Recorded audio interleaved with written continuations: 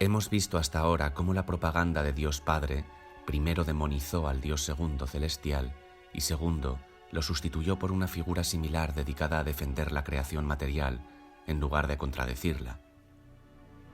El siguiente movimiento de la propaganda de los pastores de hombres que vamos a estudiar es la fusión en la figura de Dios Padre de las características del primero y el segundo.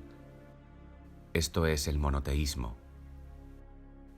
Recordamos que Él, Dios primero, es el centro, el fundamento de todo cuanto existe más allá de este reino material, y que adorar su orden perfecto significa necesariamente situarse en contra y por encima del Dios Padre material, pues implica afirmar el espíritu sobre la materia. Al fusionar a Él con Dios Padre, se asocian tanto a éste como a su creación material con las cualidades de perfección absoluta de Dios primero. Estas son las razones del invento del monoteísmo: defender la bondad del creador material y de su creación para facilitar la esclavitud eterna del ser humano. Esa es la forma en que nos engaña el diablo, haciéndose pasar por Dios absoluto. Solo me adorarás a mí, no hay más Dios que yo. Por supuesto, no siempre ha habido monoteísmo, y no todo monoteísmo lo fue de Dios Padre en el pasado. Vamos a explicar todo esto. Podemos rastrear los restos de la transición al monoteísmo en el Antiguo Testamento. Los hebreos son los heberos, las gentes del segundo en el Engoa, pero solo lo fueron en un inicio, antes de alzar a Yahvé sobre el segundo, haciéndolo un Dios único. Cuándo exactamente se produjo esta transición nos es desconocido, pero sabemos que los antiguos israelitas tenían originalmente varios dioses, entre ellos Dios primero, Él, Dios Padre, Yahvé, y Diosa Madre, Asherot. Y se sabe que también conocían a un Dios segundo redentor de la humanidad, mucho antes de que se inventara a Cristo, pues el segundo es, como hemos visto, miles y miles de años más antiguo de lo que se cree. En algún momento, Él y Yahvé se fusionaron en un Dios único, Yahvé, que es el que ha llegado a nosotros en el Antiguo Testamento.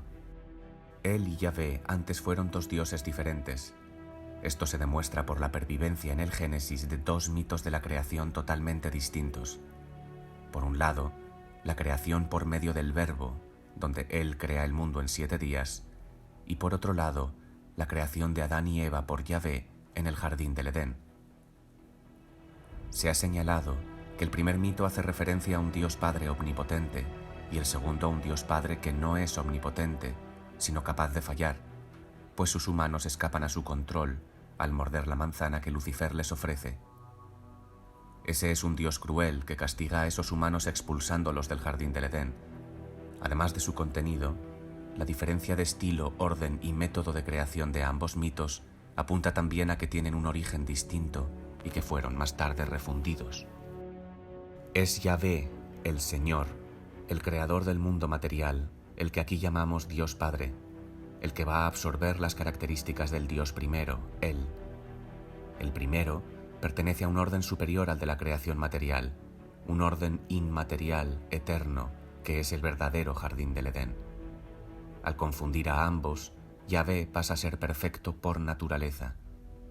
El verdadero orden perfecto es negado, y el hombre pasa a ser descrito como malo por naturaleza, para explicar la evidente desarmonía en el mundo material. Sabemos que similar proceso hubo de suceder en Grecia y Roma. Zeus proviene de Diaus en sánscrito, mismo término que el actual dios. Zeus era el dios del trueno, y por tanto en origen había sido Dios segundo, como todos los dioses del trueno, y por ello se simbolizaba con el águila. El monoteísmo implica que ahora Zeus pasará a convertirse en Zeus Pater, Dios Padre, y de Zeus Pater vendrá Iupater, Júpiter para los romanos.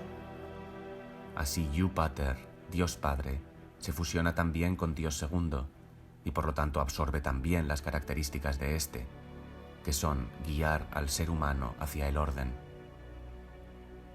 Vamos viendo cómo se conforma la idea de Dios hoy dominante. Nuestro Dios es el Padre material, el Pa en el Engoa.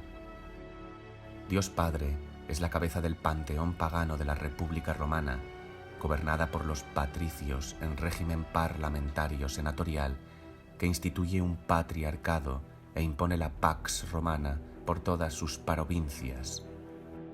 Tanto en el paganismo romano como en el monoteísmo que lo sustituirá, existe el mismo Dios principal, Iupater, Dios Padre. De cabeza del panteón pagano, Iupater pasa a Dios único con el cristianismo, pero este no fue el primer Dios de los cristianos, fue Él, el primero, la fuente original. Los cristianos gnósticos reconocían por supuesto la existencia del Padre, pero como el demiurgo Yaldabaoth, y seguían a Dios segundo, Cristo, pero no como el que lleva la paz mediante el adormecimiento del espíritu humano, sino como la fuerza que lo despierta y lo acerca a la verdad y el orden de Él.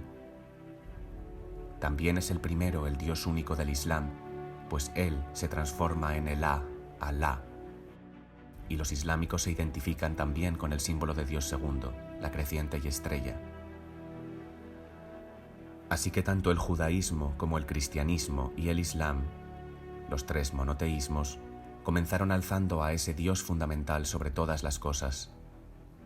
En un inicio, por tanto, los monoteísmos eran de Él, no de Dios Padre, pero se corromperían. En el año 325 después de Cristo se celebró el Concilio de Nicea, en el que la Iglesia Católica Romana adoptó sus actuales postulados, inventando nuevos dogmas de fe que alzan al Creador material sobre el espíritu humano y, por tanto, declarando la guerra a los auténticos cristianos a quienes llamaron herejes. Estos, los gnósticos, son los cristianos que los romanos echaban a los leones. Eran los seguidores del Altísimo los que eran sacrificados, no los del Creador del mundo material que vendrán después y hasta nuestros días. Esos son los tiempos de la adopción del catolicismo de Dios Padre por el Imperio Romano, y significa el fin de una larga época de tolerancia religiosa.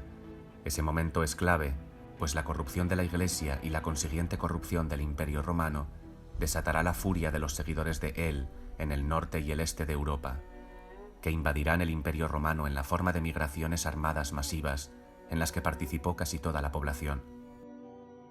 Esto es lo que estudiamos en historia como las invasiones bárbaras de los berbere, es decir, los bere, los suevos, suebe del fuego del segundo, los vándalos, beándalos, los del poder del gran segundo, y por supuesto los godos, got del primero, que bajo la bandera verde del águila de Dios segundo lucharán contra los romanos del águila roja, corrupta, pues el verde es tradicionalmente el color del seguidor del segundo, y el rojo, en imitación al sol al amanecer, el del seguidor del Padre.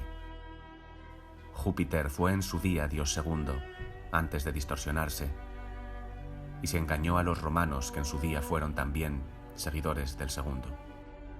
Los berbere arrasarán el Imperio Romano Católico Occidental en sucesivas migraciones dirigidas a responder a los ataques a su religión y a frenar la rápida expansión del poder de los del Padre, que estaba implicando una creciente presión sobre la libertad espiritual de los seguidores del Dios verdadero en los territorios del imperio.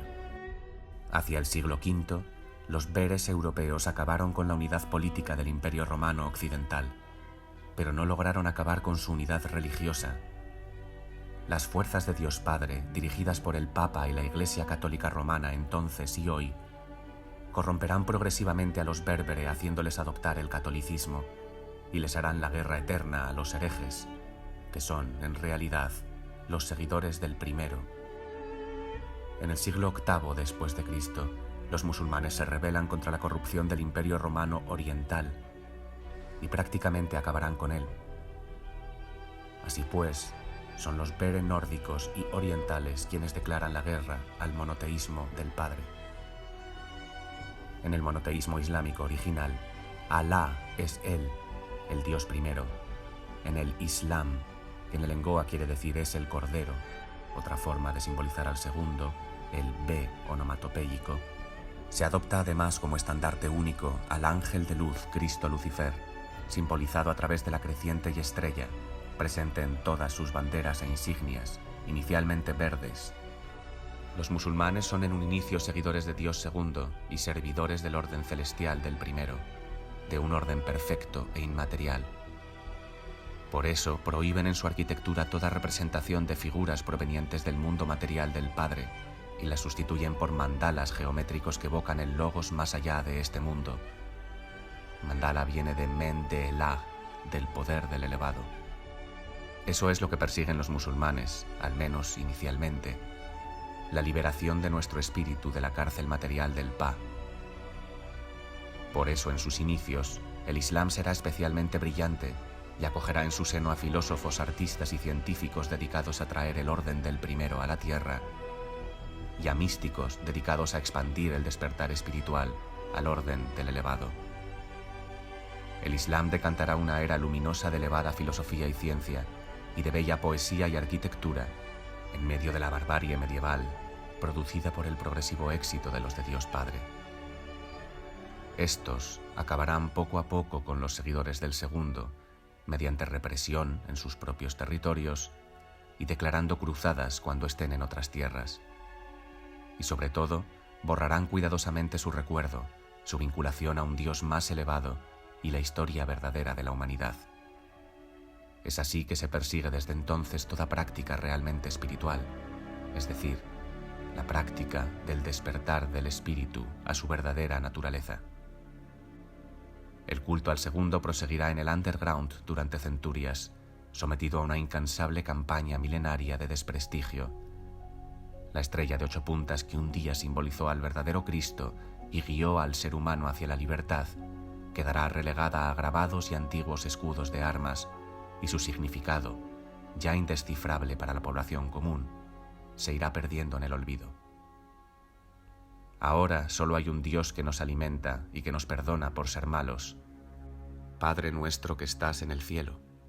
El Padre es perfecto y compasivo y nosotros somos pecadores. La moral del esclavo al que el Padre alimenta o castiga.